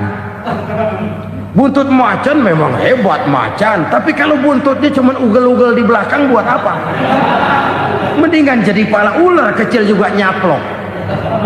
Artinya ya biar kecil juga kalau punya partai kan gagah. Lalu rame-rame bikin partai kayak bikin arisan. Orang makin mengalami dislokasi. Semua mau jadi pahlawan, semua mau nomor satu, semua ngomong. Iya kalau bidangnya, kalau bukan makin rancu. Marilah lewat kesempatan ini saya mengajak kita untuk tahu diri. Biarkan politisi ngomong politik, biarkan ekonom menata ekonomi, biarkan praktisi bicara soal hukum, biarkan rakyat munajat, istighfar, mohon pertolongan Allah. Tahu diri kita. Kalau memang ayam, kukuruyuk aja dah. Kalau memang kucing, ayo ngeong. Kalau kambing, silahkan ngembe. Udah tahu ayam, ngeong bunyinya. Suaranya palas, orang nggak ngerti, bingung, makin menjadi-jadi. Ibarat kesebelasan sepak bola bangsa kita sekarang ini, rame-rame mau bikin gol, kiper ikut nyerang sekarang. Memilukan dan bahkan memalukan. Wa ma hakamu bighairi ma anzalallah illa fasyafihimul fakru. Kalau hukum yang diterapkan sudah menyimpang dari keadilan yang diajarkan Allah, bertebaranlah kemiskinan di mana-mana. Coba sekarang ini yang punya duit bingung, apalagi yang kagak punya duit. Yang pengusaha gede ngeluh, apalagi yang pengusaha pas-pasan. Yang kagak punya beras, yang punya beras saja masih bingung, apalagi yang nggak punya beras. Ini sudah demikian merata. Dulu kita kagum mendengar konglomerat kelas buadak, kelas-kelas yang seakan-akan cuma ada dalam khayalan mereka, punya kekayaan miliaran dolar, triliunan. Sudahlah, seolah-olah nggak terjangkau sama kita. Weh, ternyata yang gede-gede itu juga gede utangnya. Dan rontok satu demi satu. Ternyata rakyat selama ini cuma dialamatkan, cuma dijadikan adres. Rakyat yang tidak banyak ngerti persoalan ini harus menanggung hidup ini begini berat, harus menanggung beban hidup ini begini tinggi, daya beli semakin lemah, semakin terpuruk dan terpuruk, sedang keadaan belum juga banyak berubah. Yang hutang sama luar negeri itu kan bukan rakyat kecil, Ciano. Yang banyak nyimpen dolar juga kan Ciano. Rakyat kecil bocah kampung mah jangankan nyimpen dolar, ngelihat juga tumben. Kemana kita mesti bercermin? Sekali lagi saya mengatakan, maaf, kita tidak bermaksud mencari kambing hitam. Karena itu kita tidak bicara orang, kita bicara sistem, kita bicara keadaan. Beginilah yang dikatakan Nabi, penyebab timbulnya bencana, hukum yang ditegakkan tidak lagi berorientasi kepada keadilan, tapi berorientasi kepada kepentingan. Akhirnya bentuk hukum seperti pisau, tajam ke bawah, tumpul ke atas. Hukum cuma buat rakyat kecil, tetapi kelompok menengah ke atas kadang-kadang kebal dari perlakuan hukum. Maka bertebaranlah kemiskinan. Iya, kemiskinan moral berupa lukanya rasa keadilan. Kalau rasa keadilan terluka, orang kan nunggu kesempatan, saudara. Iya, dia nggak bisa ngomong, iya dia nggak sanggup action, iya dia nggak bisa tunjuk rasa, tapi hatinya kan, kapan ada kesempatan, kapan ada waktu, tunggu. Hatinya mesti begitu. Sehingga begitu ada kesempatan, terjadilah hal-hal yang tidak terhindarkan. Dan itu ekses, bukan reformasi. Jangan seperti sebuah dialog saya dengan seorang abang beca. Saya bertanya, bang, iya, abang tahu nggak reformasi? Tahu. Ustadz, apa? Pembakaran. terus penjarahan, lalu perkosaan. Itu reformasi, itu yang saya lihat. Nah, itu yang dia lihat. Saya tentu tidak menyalahkan abang beca kita, karena memang itu yang dia lihat dan sejauh itu wawasannya. Tapi ini indikasi bahwa banyak rakyat kita yang belum bisa menggunakan kebebasan secara bertanggung jawab. Padahal kebebasan tanpa tanggung jawab tirani. Sebuah contoh gampang-gampangan. Saya beli radio, saya setel di kamar saya, lalu saya bilang, ini radio gue. Yang beli gue, pakai duit gue setel di kamar gue, sekeras-kerasnya, gak ada urusan sama orang lain. Itu kata saya. Tetapi tetangga saya sebelah rumah kan boleh juga ngomong begitu. Kata tetangga saya, ini mata gue, yang ngantuk gue tidur di kamar gue, kenapa suara radio lu nyampe kemari? Artinya apa ini? Kebebasan saya nyetel radio dibatasi oleh kebebasan tetangga saya yang mau tidur. Tidak ada kebebasan mutlak. Kebebasan mutlak tanpa tanggung jawab kembali akan melahirkan tirani, kembali akan melahirkan pemaksaan kehendak. Dan itu lagi-lagi bukan demokrasi. Saudara-saudara kaum muslimin rahimakumullah. Ini penyakit yang kedua, lukanya rasa keadilan, terutama di kalangan rakyat kecil. Itu mengendap menjadi akumulasi dan menunggu giliran kapan bisa dimuntahkan. Dengan kata lain, rakyatnya udah banyak banget makan yang perutnya jadi enak, nyelam. Kapan nunggu muntahnya? Udah begini banyak akumulasi yang mereka pendam di perut ini, sehingga ketika terjadi kesempatan itu sudah tidak terkendalikan lagi. Kita out of control. Saya tidak mentolerir sikap-sikap kekerasan. Bahkan saya lebih cenderung bahwa kalau di rumah kita banyak tikusnya saja racuni, jangan rumah dibakar. Bahwa ada korupsi, iya. Ada kolusi, memang. Ada nepotisme, tentu. Tetapi tikusnya saja racuni. Jangan rumah dibakar. Masa mau ngusir tikus bakar rumah? Tikusnya lari, tikusnya selamat, rumahnya ewes-ewes.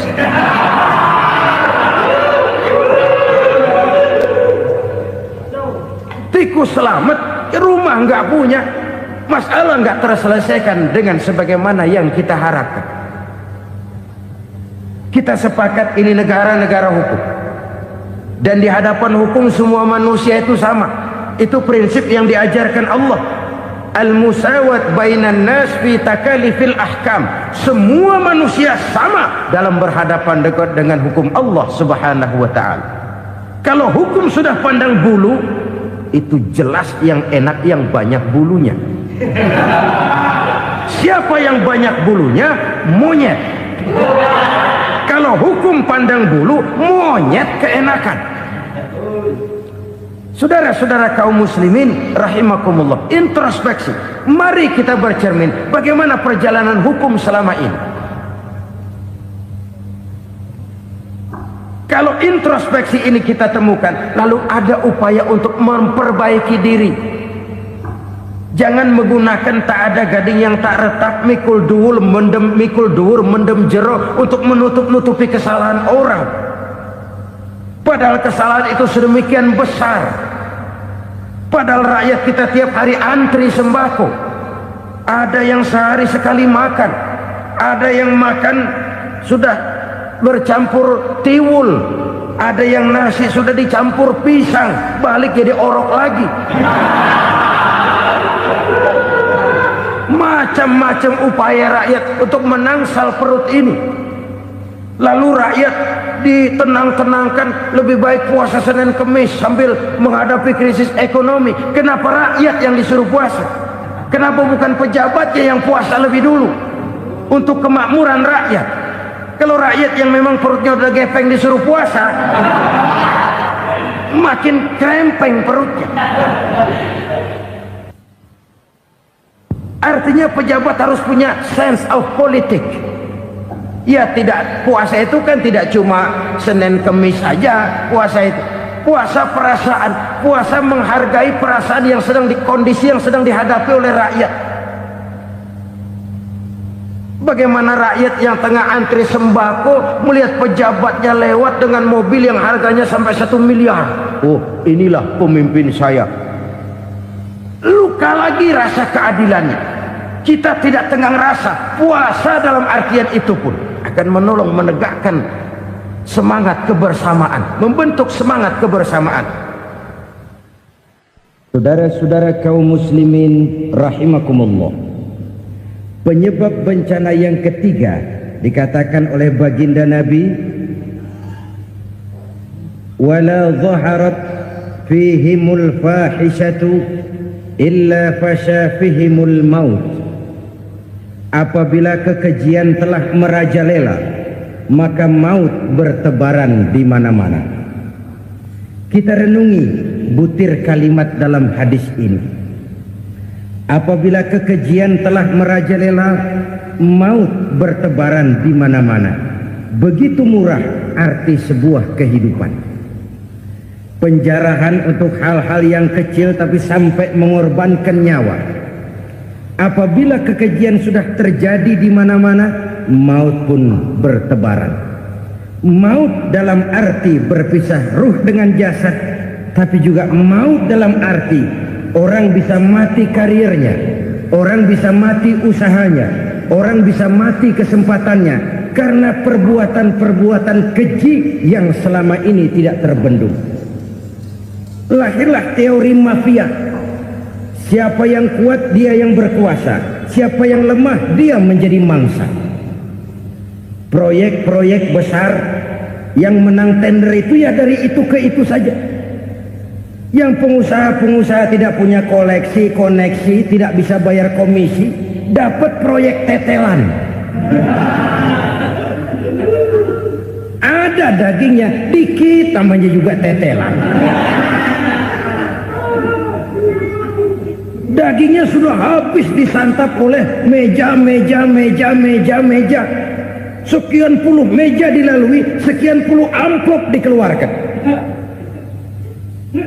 Sehingga yang akhirnya ya tinggal tetelan itu tadi. Maka kualitas pekerjaan pun sudah bukan lagi jadi masalah. Demikianlah mafia-mafia ini bermunculan di mana-mana. Di pengadilan terkenallah mafia pengadilan. Hukum bisa dibeli, hukum bisa dipesan menurut kebutuhan sponsor. Mafia peradilan, mafia politik, mafia ekonomi, bahkan mafia agama yang menggunakan agama sebagai kedok, menggunakan agama sebagai dalih, menggunakan agama sebagai topeng untuk melancarkan maksud-maksud politiknya pun tidak tertutup kemungkinan. Apabila kekejian telah merajalela, maut bertebaran di mana-mana. Korupsi, kolusi, nepotisme itu bagian dari kekejian. Kita selama ini kalau mendengar maksiat, itu yang terbayang cuma judi, mabuk, zina. Ya itu maksiat. Tapi korupsi, kolusi, nepotisme itu juga maksiat dalam bentuk lain.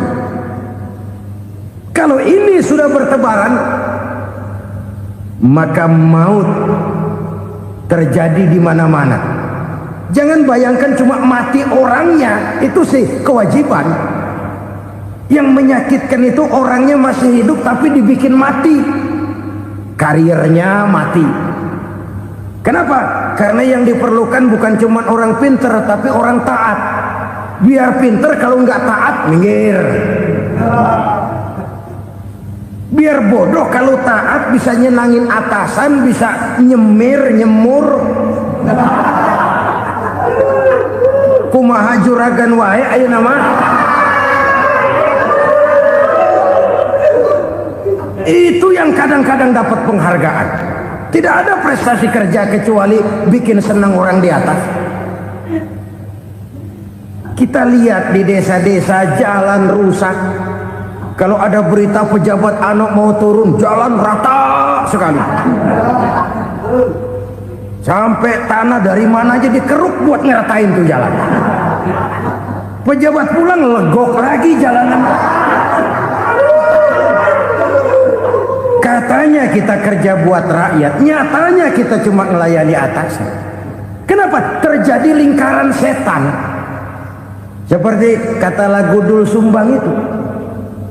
Mahasiswa takut sama dosen, dosen takut sama dekan, dekan takut sama rektor, rektor takut sama menteri, menteri takut sama presiden, presiden takut sama mahasiswa. Muter balik lagi. Lingkaran setan. Lingkaran setan. Saudara-saudara kaum muslimin rahimakumullah, kekejian yang merajalela, praktek-praktek mafia yang tertuang dalam kehidupan sehari-hari menyebabkan orang mati karirnya, jasad masih hidup, karir mati, itu menyakitkan. Mati bisnisnya. Rakyat kecil pernah senang ketika cengkeh booming, harganya bagus, rakyat banyak yang pergi haji. Lalu mau ditata, lahir tata niaga cengkeh, malah amburadul. Harga cengkeh jatuh, petani cengkeh kecil menjerit. Siapa yang untung? Segelintir orang. Masihkah kita pakai atas nama rakyat untuk kepentingan nasional, padahal yang nyanyi cuma segelintir orang? Masihkah kita mau bohongi rakyat ini dengan mobil nasional tapi bikinan Korea? Masihkah kita mau bermain verbalisme, bermain kata? Ini sebuah masa lalu yang tidak perlu terulang lagi untuk masa-masa yang akan datang. Kekejian merajalela, orang mati karir, bisa mati usaha, mati bisnis. Usahanya maju, dirangkul, hancur.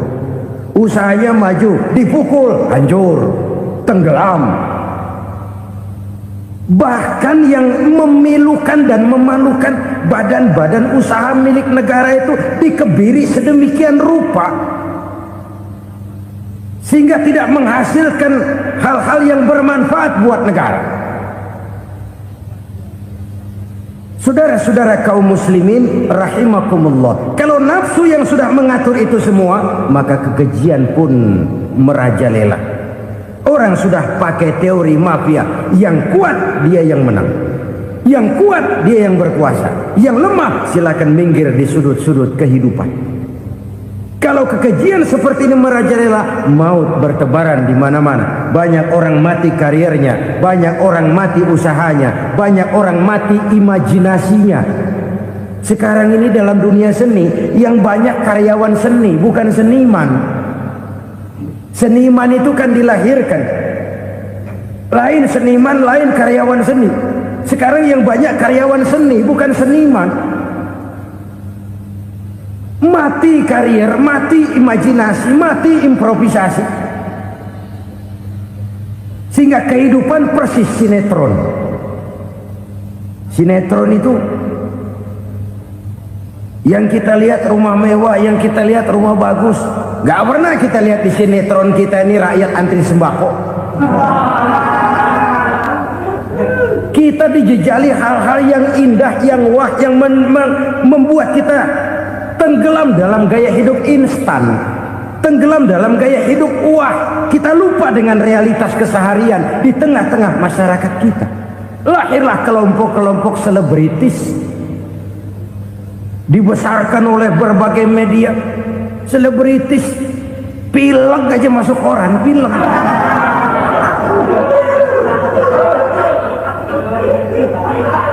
Rakyat yang pingsan antri beras nggak masuk koran. Rakyat yang semaput antri minyak nggak masuk koran. Selebritis panok masuk koran.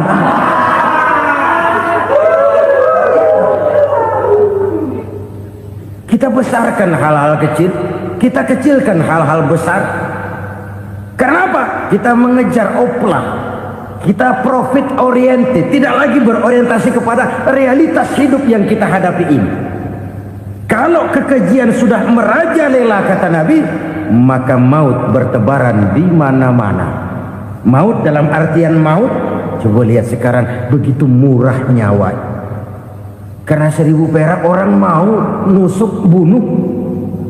Karena beras seliter orang khilaf, begitu murah kehidupan. Tapi kekejian dalam bentuk korupsi, kolusi, nepotisme, kekejian dalam bentuk itu mematikan karier, mematikan bisnis, mematikan imajinasi, mematikan kreativitas. Itu juga maut dalam bentuk lain akibat kekejaman lain. Ini penyebab yang ketiga. Yang keempat, penyebab bencana menurut baginda Rasul, wala tukhfiful mikyala illa muni'un nabat. Apabila timbangan sudah dicurangi, maka tercegahlah tumbuh-tumbuhan. Apabila timbangan sudah mulai curang, maka terjadilah musim paceklik. Apabila bisnis sudah bergaya mafia tadi itu, kecurangan-kecurangan terjadi, tender di balik pintu, yang dimenangkan cuma kelompok-kelompok yang bisa memberikan presentasi yang besar, muni'un nabat, terjadilah paceklik. Paceklik, panen gagal, wereng ya wereng, kemarau panjang it's okay, air sulit iya, tetapi kan semua itu ada yang ngatur. Kemarau ada yang ngatur, belalang itu ada yang ngatur, air itu juga ada yang ngatur. Yang ngatur itu yang serba maha. Kalau ia murka melihat kecurangan timbangan, Allah itu kalau murka kan gampang saja, tinggal komandoin balang, lang hancurin tuh sawah. Konvoy belalang, konvoy. Allah tinggal ngutik angin El Nino, mampir lo ke Indonesia, hujan nggak turun-turun, kemarau panjang. Jadi kalau musim kemarau kan namanya anginnya El Nino. Kalau musim hujan anginnya namanya La Nina. Cakep namanya, kejem orangnya. Saudara lihat Cina sekarang sedang kena La Nina, banjir besar, ribuan orang meninggal. Dia mah ribuan mati kagak berasa, rakyatnya miliaran. Bangladesh lagi ngalami La Nina, India lagi ngalami La Nina. Angin, hujan, kemarau, belalang itu kan ada yang ngendaliin.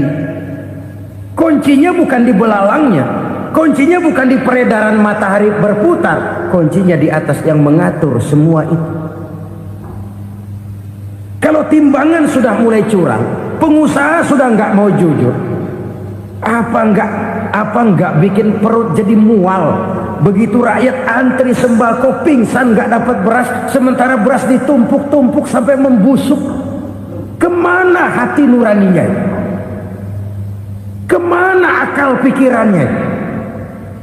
Kemana mereka yang berbuat atas nama rakyat tapi melihat rakyat susah tidak tergerak hatinya? Apabila timbangan sudah mulai dicurangi, bisnis sudah mulai melenceng, maka terjadilah paceklik. Sebuah negara yang berhasil dalam swasembada pangan, lalu sekarang menjadi negara yang rakyatnya antri untuk memperoleh kebutuhan pangan. Saudara-saudara kaum muslimin rahimakumullah, ini intinya adalah kecurangan. Kalau kecurangan sudah terjadi di mana-mana, dan ini milik siapa saja, bukan soal tempat, bukan soal jabatan, soal manusianya, SDM-nya. Kecurangan tidak cuma terjadi di kantor, di masjid bisa terjadi kecurangan. Korupsi tidak hanya bisa terjadi di kantor, di madrasah bisa ada korupsi. Faktor manusianya, ini soal SDM. Kecurangan yang besar tentu besar lagi kerugiannya. Kecurangan yang kecil, kecurangan sehari-hari, pedagang-pedagang kecil ngurangi timbangan, barang yang buruk dikatakan baik, yang baik dikatakan buruk, itu merugikan perorangan. Kecurangan yang besar merugikan bangsa dalam bentuk total, dalam bentuk seutuhnya. Nah, kecurangan-kecurangan seperti ini rakyat kan lihat, rakyat kan tahu, dan itu kembali terakumulasi di sini, pegel. Dan jangan lupa, rakyat yang nggak ngomong itu, rakyat yang nggak bersuara itu, batinnya menjerit, jeritannya menggoncang aras, dan itu didengar Allah. Yadullah fauqal jamaah, kata Nabi. Tangan Tuhan di atas orang banyak. Jeritan hati rakyat menggoncang aras. Rakyat yang terlalu banyak dizolim, rakyat yang terlalu banyak dirugikan, ya rakyat yang terlalu banyak di atas namakan, menjerit batinnya, menggoncang aras, dan Allah bisa menggerakkan apa saja untuk membuat satu situasi. Allah bisa menggerakkan apa saja untuk membuat satu situasi. Saudara-saudara kaum muslimin rahimakumullah, ini faktor yang ketiga, timbulnya kecurangan. Faktor yang keempat maksud saya. Yang kelima, penyebab timbulnya bencana menurut baginda Nabi, wala muni'uz zakat wala muni'uz zakat illa hubbisa anhumul qatru. Apabila zakat enggan dibayar, maka tercegahlah qatrun. Qatrun ini kalau bahasa kita sembako. Maka tercegahlah kebutuhan-kebutuhan yang kita perlukan.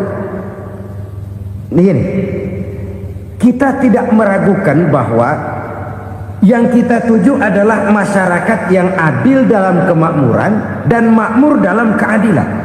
Nah, antara kemakmuran dan keadilan ini memang sering tidak bisa berjalan seiring. Pada saat kemakmuran kita kejar, ekonomi kita pacu, ada nilai-nilai keadilan yang tertinggal. Pada saat nilai keadilan kita tegakkan benar-benar, ada unsur-unsur kemakmuran yang terabaikan. Oke, kita bisa mengatakan kasus. Oke, kita bisa mengatakan itu sebagian kecil. Tapi kalau sebagian kecil, lama-lama kan jadi sebagian besar. Oke, kita mengejar kemakmuran. Pertanyaannya, kemakmuran untuk siapa? Oke, kita berikan kelompok tertentu kue yang besar dengan harapan nanti dia bagiin kuenya kepada yang kecil-kecil. Tapi kenyataan, mereka yang dapat kue besar akhirnya malah lupa diri dan lupa daratan. Mau makin besar, mau makin besar, mau makin besar, malah memeras yang kecil-kecil ini. Sekarang kan yang kecil modali yang besar. Ramai-ramai buka bank, ternyata kamuflase. Uang banknya untuk kredit perusahaannya sendiri. Nasabahnya rakyat kecil. Artinya apa? Rakyat kecil disuruh modalin orang yang udah gede. Ini karena sambar geledek urusan.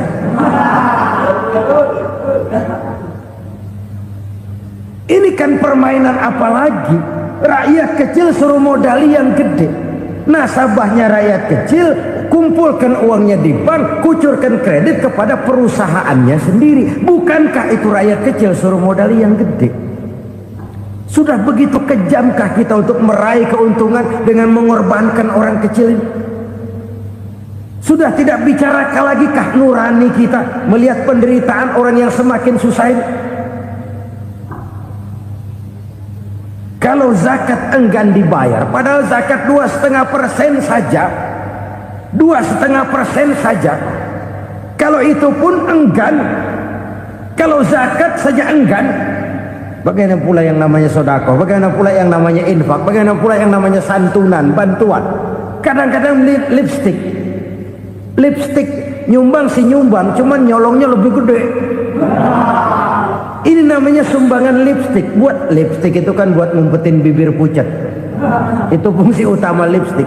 Buat ngumpetin korupsinya, nyumbang kegiatan-kegiatan sosial, tapi yang dia korup lebih gede dari yang dia sumbangin. Lipstick kamuflase, nepu kata anak sekarang.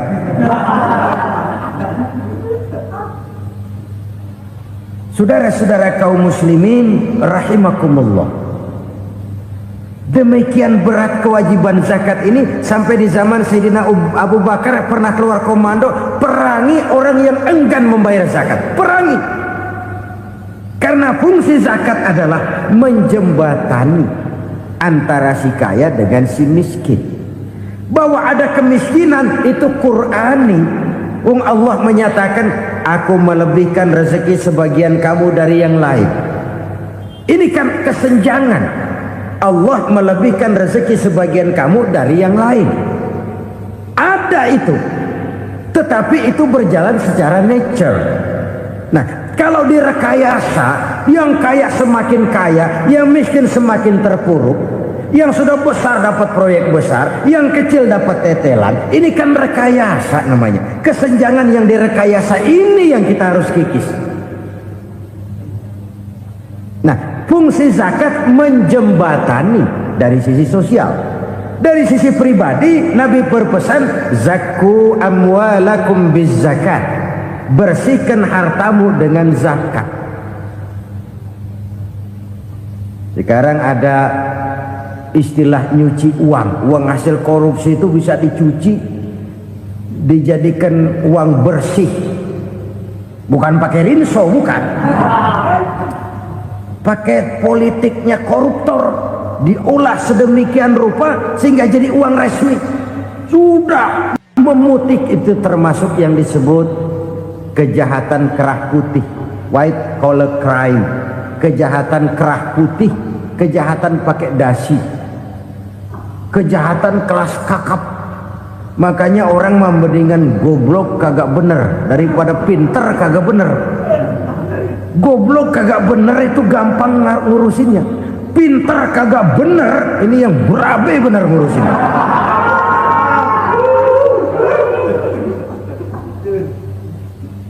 Kita bukan cuma perlu orang pinter kok di zaman sekarang. Kita perlu orang-orang bener yang punya komitmen, yang sesuai kata dan perbuatan, yang bisa merasakan apa yang dirasakan oleh rakyat, yang punya sense of politik yang tinggi, yang peka, yang penuh keterbukaan, yang punya wawasan dan pandangan jauh ke depan.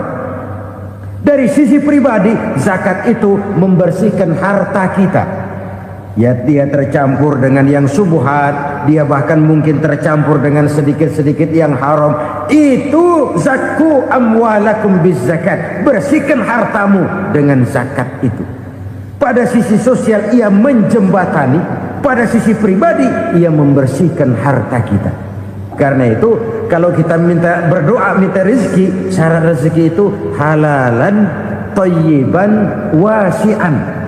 Nggak pernah kurang dari 3 itu. Halal, bagus, banyak. Halal, bagus, tapi sedikit, susah ngaturnya. Halal, banyak, tapi kurang bagus. Buat apaan?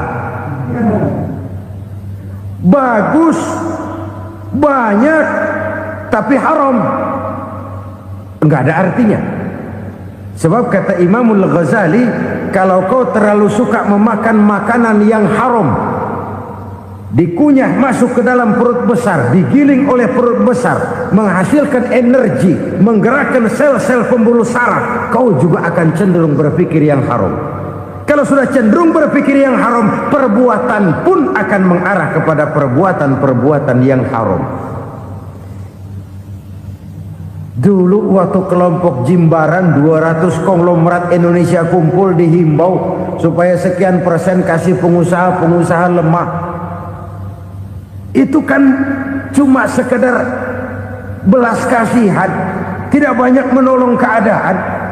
Dan bukan itu yang diperlukan pengusaha-pengusaha kecil. Yang diperlukan adalah berikan kami kesempatan seperti mereka dapat kesempatan. Berikan kami peluang seperti mereka juga dikasih peluang. Kalau cuma dikasih 100 juta, 200 juta hari ini, usaha kami nggak ada prospeknya, peluang kagak ada, kan sama juga bohong. Diceburin ke kali, disuruh berenang, tangan diikat, mendingan mampusin ketahuan. Ayo berenang, berlomba, tangan diikat, kaki diikat, sama saja nyuruh mati. Jadi jangan kasih ikannya, kasih kailnya. Yang diperlukan pengusaha kecil menengah ke bawah itu bukan cuma sekedar belas kasih dari konglomerat besar. Berikan kami peluang seperti mereka juga dapat peluang. Berikan kami kesempatan seperti mereka dapat kesempatan. Berikan kami kredit dengan kemudahan seperti mereka juga kalau minta kredit begitu mudahnya. Menciptakan peluang dan kesempatan, pemerataan. Bukan menciptakan manusia Indonesia dengan standar ekonomi yang sama. Semua rumahnya harus sama, semua punya mobil. Itu sih kebersamaan bebek. Bebek, coba lihat bebek. Satu ngalor semua. Satu ngidul semua. Kebersamaan bukan itu. Kebersamaan adalah menciptakan peluang. Kalau yang kaya bisa semakin kaya, kenapa yang miskin tidak bisa ikut naik jadi sedikit kaya? Kalau pengusaha yang sudah kuat bisa bertambah menjadi kuat dengan proyek mega proyek, kenapa yang menengah tidak bisa ikut menjadi kuat? Dan kenapa kekejian itu merajalela? Kita dengar lewat berita-berita PLN tekor, PLN hutang. Kenapa? Dia beli listrik dari swasta yang belinya lebih mahal daripada penjualannya. Artinya dia beli itu listrik dari perusahaan listrik swasta, dia jual kepada rakyat lagi. Harga jualnya lebih murah daripada dia beli kepada swasta. Kenapa? Ada tekanan lagi tuh. Biasa siklus lagi. Hukum Boyle. Atas neken, paling bawah gepeng. Ya kita nih rakyat kecil, emang nasibnya gepeng terus. Saudara-saudara kaum muslimin rahimakumullah, dari 5 penyebab bencana ini kita ambil kesimpulan untuk sebuah renungan dan introspeksi kita bersama. Pertama, mengingkari janji, padahal janji itu yang lebih tinggi nilainya adalah di hadapan Allah Subhanahu wa ta'ala. Baik wakil-wakil rakyat di parlemen maupun pemimpin-pemimpin rakyat di dalam kabinet, apabila memangku suatu jabatan, selalu mereka mengawali dengan sumpah, dan sumpah itu dimulai dengan demi Allah. Sadarkah kita pada saat itu kita ucapkan bahwa kita sudah mempertaruhkan Allah untuk jabatan yang kita pegang? Kita sudah mempertaruhkan nama Allah untuk posisi yang dipercayakan kepada kita. Sadarkah kita bahwa menyia-nyiakan itu satu dosa yang sangat besar, yang tidak hanya kepada Allah tetapi juga kepada rakyat yang kita wakili, kepada rakyat yang kita pimpin? Cukuplah sudah rakyat dijadikan adres, umat dijadikan alamat sebagai numpang. Marilah kita kembali kepada komitmen awal dengan jujur kepada janji kita sendiri. Lalu yang kedua, kekejian, baik berupa korupsi, kolusi, nepotisme, dan perbuatan-perbuatan lain akan melahirkan kemiskinan. Kekurangan pangan bukan satu-satunya yang menyebabkan rakyat menderita. Lukanya rasa keadilan terakumulasi di hati rakyat, dan jeritan hati rakyat mengguncang aras. Kalau Allah murka, Allah bisa melakukan apa saja untuk menciptakan suatu kondisi. Faktor yang ketiga adalah praktek mafia menebarkan maut, baik orang yang mati jasad dan rohaninya maupun orang yang mati karirnya, mati kejujurannya, mati usahanya, mati imajinasinya. Hilang kreativitas kita sebagai bangsa. Faktor yang keempat, kecurangan-kecurangan di bidang usaha, di bidang tender, mengandalkan menjual kekuasaan. Dan memang repot kalau penguasa jadi pengusaha. Mau atau tidak mau, kebijakan-kebijakan kekuasaannya akan memperkuat jaring-jaring usahanya. Dan pada saat itu objektivitas sulit ditemukan lagi. Lalu yang kelima, keengganan membayar zakat, menumpuknya kekayaan negara pada kelompok-kelompok tertentu. Ini akan melahirkan paceklik yang berkepanjangan. Menumpuknya kekayaan dan harta negara pada kelompok-kelompok tertentu akan melahirkan paceklik dan kemiskinan yang berkepanjangan.